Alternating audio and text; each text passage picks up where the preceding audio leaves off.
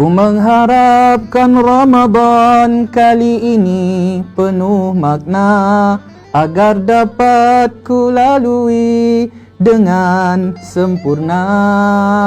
Assalamualaikum warahmatullahi wabarakatuh. Salam Ramadan. Alhamdulillahirabbil alamin, wassalatu wassalamu ala asyrafil anbiya'i wal mursalin wa ala alihi wa sahbihi ajma'in. Syukur kepada Allah Subhanahu wa taala atas limpah dan kurnianya, belas kasih, sifat ihsannya kepada kita, maka diberikan kita peluang untuk menjejakkan kaki ke dalam madrasah Ramadan dalam usaha untuk kita meningkatkan takwa kita dan melengkapkan rukun Islam kita yang ketiga, tidak lain dan tidak bukan berpuasa pada bulan Ramadan. Persoalannya di sini, bagaimanakah kita nak menyambut bulan Ramadan ini? Bagaimanakah kita nak melaksanakan ibadah puasa yang dituntut ini? Tidak lain dan tidak bukan, pertama, perbaiki niat kita.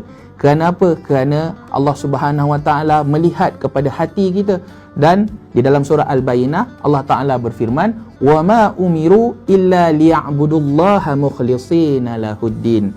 Dan tidak mereka diperintahkan untuk melaksanakan sesuatu ibadah itu selain daripada mengikhlaskan diri mereka kerana agama. Pastikan kita jaga nawaitu kita niatkan puasa kita tidak lain dan tidak bukan kerana Allah Subhanahu wa taala dan nak mengecap redanya.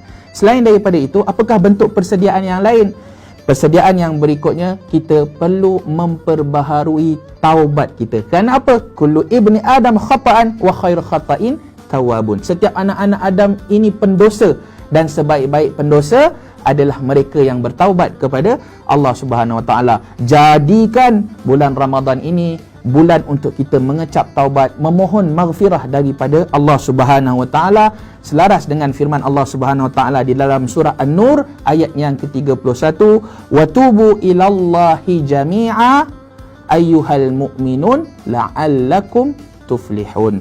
Hendaklah kamu bertaubat kepada Allah Subhanahu wa taala, wahai orang-orang yang beriman, agar kamu tergolong dalam kalangan orang-orang yang berjaya. Dan yang ketiga, apakah persediaan yang berikutnya?